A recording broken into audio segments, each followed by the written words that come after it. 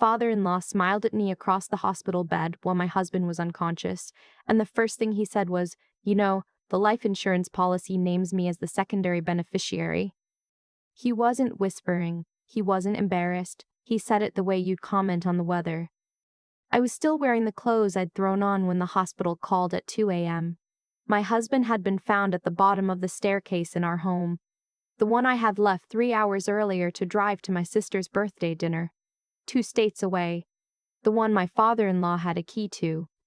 My name is Claire. I'm 31 years old.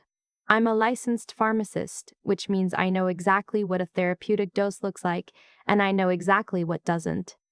The toxicology report came back 48 hours later. My husband hadn't just fallen down the stairs.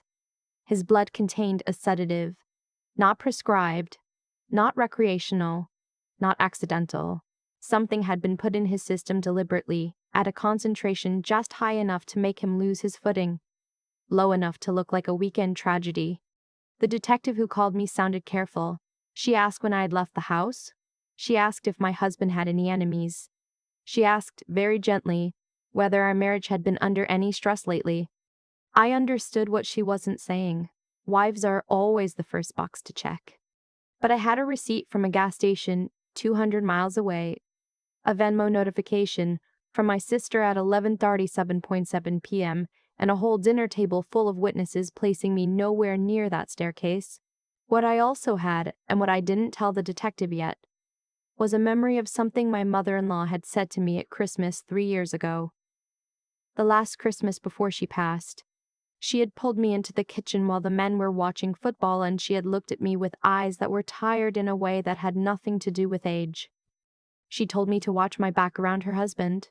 She told me he had a way of making things disappear when they stopped being useful to him. She told me she loved her son, but that her son had never learned to see his father clearly, the way she had finally learned to, 30 years too late. I had thanked her, assumed it was the wine, and let it go. I wasn't letting it go anymore. My husband was moved out of the ICU on day 4. He remembered almost nothing. A glass of water his father had brought over, a conversation about the garage gutters, and then nothing until the ambulance. He looked smaller in that hospital bed than I had ever seen him. He's 6'2" and coaches youth soccer on weekends. Watching him try to sit up without his arms shaking made something harden in my chest like concrete setting. His father visited every day. He sat in the chair by the window and read the newspaper and made small talk with the nurses and brought my husband those little orange crackers from the vending machine down the hall. He called me sweetheart. He asked if I was sleeping enough. He put his hand on my shoulder when he left and told me my husband was lucky to have me. I smiled and said thank you. I had already called my college roommate Petra, who does forensic accounting for a litigation firm in Chicago. I had also called an attorney named Victor, who a colleague had used during an ugly probate dispute 2 years prior. I didn't tell either of them everything. I told them enough. What Petra found in 3 days would have taken me 3 years. My father-in-law had been quietly bleeding money for almost a decade. He had co-signed on a commercial real estate deal in 2019 that collapsed during the pandemic and left him personally liable for $340,000. He had a second lien on his house. He had liquidated his retirement accounts. He had, 8 months ago, taken out a $50,000 personal loan at a rate that told you everything you needed to know about how many legitimate lenders had already said no. And 2 years ago, without my husband's knowledge, he had approached the insurance company that held my husband's life insurance policy, the one his parents had opened for him when he was 19, with my father-in-law listed as primary beneficiary until the day we married and my husband updated it. He had called and asked how long after a beneficiary update it took for the previous beneficiary to have no claim. The answer was immediate. He had no claim. My husband was alive and healthy and had changed it the week after our wedding. Unless my husband wasn't alive. I sat in my car in the hospital parking garage and looked at the numbers Petra had sent me and felt something cold move through my body that had nothing to do with the February air. This wasn't impulsive. This wasn't a man in a panic making a terrible decision. This was a man who had done math, run timelines, and concluded that his son's life was worth less to him than his son's death payout. The policy was $750,000. I did not go to the detective first. I know some people will say that was wrong. Maybe they're right. But I had watched enough of my own grief get quietly redirected into suspicion over the past week to know that a grieving daughter-in-law walking into a police station with a folder of financial records was not going to be received the way I needed it to be received. I needed the story to be airtight. I needed him to say it himself. Victor helped me understand what was legally possible, what wasn't entrapment, what would hold up. We had one asset my father-in-law didn't know about. The insurance company had reached out to our attorney after the incident, flagging that the fall matched a pattern they'd seen before in staged domestic accidents. Something about the angle of impact, the specific sedative in the blood work, a detail the detective had mentioned to them in passing. They were cooperating. They were interested in not paying a fraudulent claim.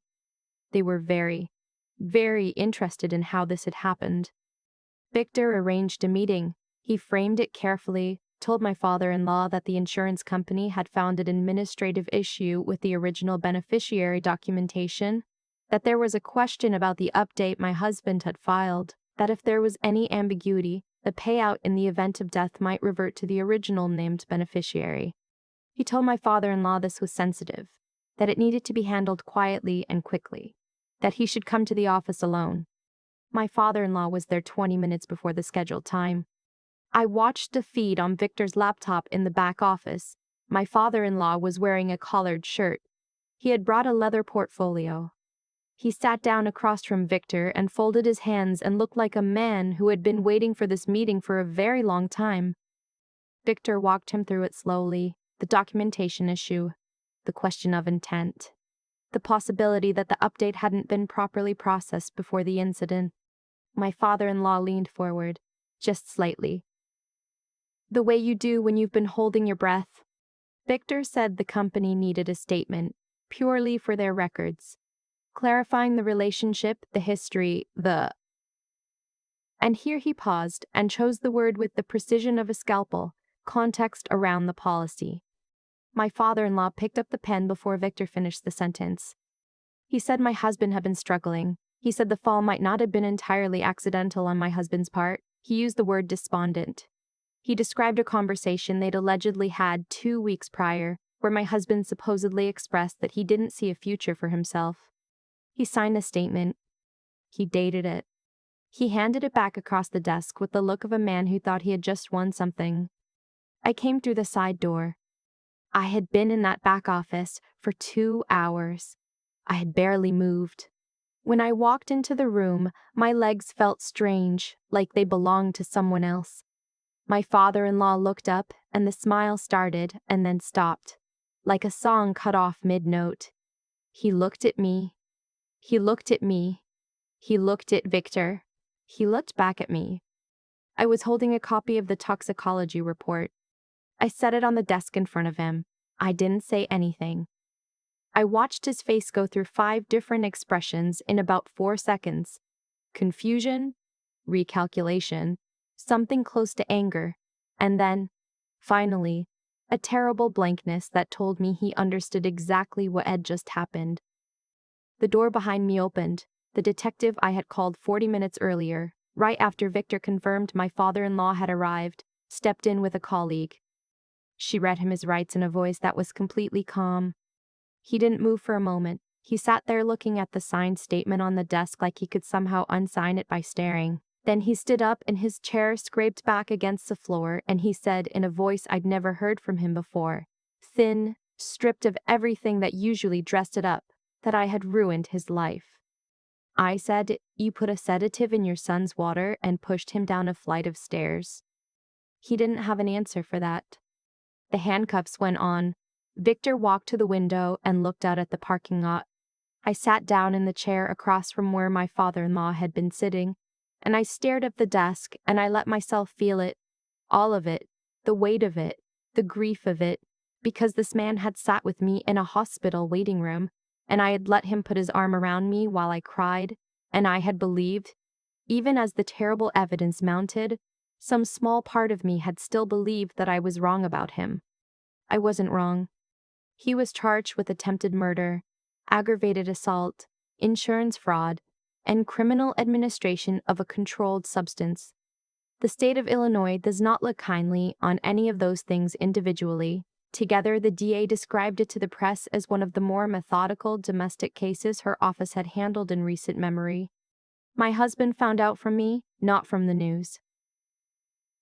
I asked the detective to give me 24 hours before the arrest became public record. She agreed.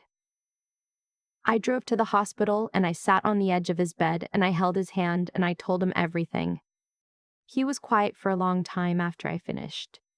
Then he asked me if I had known for certain before I set it up, whether I had been sure enough to go through with it if there had been any part of me that doubted. I told him the truth. I said I had been almost sure. I said that almost was the part that kept me up at night. I said that walking through that door when I saw him sign this statement was the clearest moment I'd had in 2 weeks, because it meant I hadn't destroyed a man who was innocent. It meant the monster I had suspected was actually there. He cried. I had only seen my husband cry twice before that, when his mother died and when our dog had to be put down after 14 years. He's not a person who cries easily. Watching him cry in that hospital bed for a father who had tried to calculate the monetary value of his death was the hardest thing I've ever done. Harder than any of what came before it. The sentencing was 4 months later. My father-in-law's attorney argued for leniency on the grounds of financial desperation and the absence of a prior record. The judge looked at him over her glasses for a long moment before she responded. She said financial desperation was a circumstance. What he had done was a choice, made deliberately, over an extended period, against his own child. She sentenced him to 18 years. With good behavior, he would be eligible for parole consideration at 14. He is 63 years old. The financial picture sorted itself out in ways I hadn't anticipated. The lien on his house, the personal loan, the real estate liability. His attorney worked out a structured asset liquidation. There was no money left over. There had never really been money. There had only been debt dressed up in a collared shirt and a leather portfolio and a smile that I had trusted for 6 years. My husband came home in March. He did 8 weeks of physical therapy for the damage to his shoulder and his knee. He went back to work in May. The youth soccer team sent him a card with 63 signatures on it, most of them in crayon, and he keeps it on his desk. People have asked me whether I'm angry, whether I'm still scared, whether I look at my husband's family differently now, his aunts, his cousins, the uncle who flew in for the trial and sat behind us and said nothing. Honestly, the predominant feeling isn't anger. It's a kind of clarity I didn't have before, like something that was slightly out of focus for years has finally resolved into a sharp image. The slightly too long hugs that my father-in-law always gave me that I told myself were just his way of being warm. The way he had a habit of being present during every significant financial conversation my husband and I had. The mortgage, the refinancing, the investment accounts. Always helpful, always interested, always subtly steering. The way he used to call my husband on Sunday evenings, and the calls would last a long time, and my husband would come back from them slightly quieter. I thought he was just an involved father. I thought my discomfort was my own issue to work through. My mother-in-law knew. She had spent 30 years inside a house with that man, and she had seen it clearly by the end, and she had tried to tell me in a kitchen in December, and I had let it go. I don't let things go anymore. The house has a new lock, not because I'm afraid. I'm not.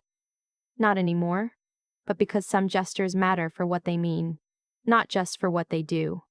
We changed the insurance policy. We updated every document. We sat down with a different attorney, one neither of us had any connection to, and we went through everything, every account, every beneficiary designation, every outstanding obligation, and we made sure that nothing was opaque. My husband asked me once, after everything was over, whether I wished I had gone straight to the police instead of doing it the way I did. Whether the trap had been necessary. I thought about it honestly. I told him that going straight to the police with a folder of financial records and a theory would have given his father time to destroy evidence, hire someone to restructure the narrative, and turn the story into a grieving father whose daughter-in-law had always resented him. I told him that I needed him to confess in a controlled setting on record of his own free will. I told him that the statement he signed was the reason the DA called it airtight instead of circumstantial. He nodded slowly. He said, "My mother would have liked to." I said, "She warned me. I just didn't listen fast enough." We moved out of the house a few months after. Not the house where the fall happened, we had already sold that one, the week after my husband was discharged, to a couple who spent the walkthrough talking about which bedroom would make the best home office. We moved out of the whole zip code. Somewhere new, with no history in the walls, where the neighbors don't know our names yet, and the Sunday evenings are quiet and belong entirely to us. 6 months after the sentencing, a letter arrived in the forwarding pile.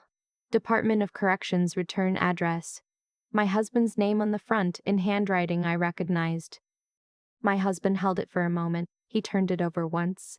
He looked at me. I didn't tell him what to do. That wasn't my decision.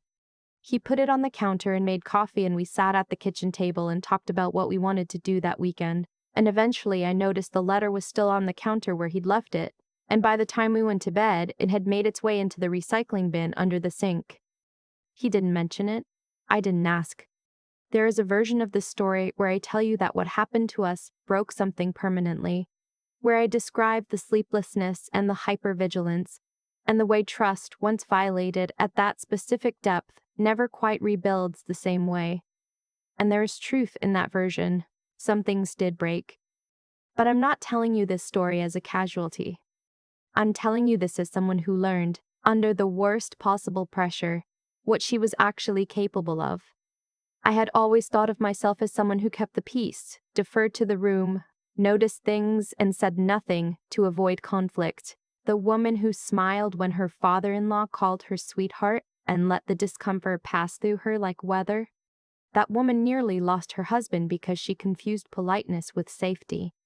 If you are living inside a situation right now where something in you has gone quiet and careful around a specific person, not because they've been explicitly threatening, but because you have learned, somewhere below the level of conscious thought, that they require careful management, I want you to hear this. That instinct is not paranoia. That is information. The part of you that goes still when they walk into the room has been paying attention even when your conscious mind was making excuses for them. Trust the quiet alarm.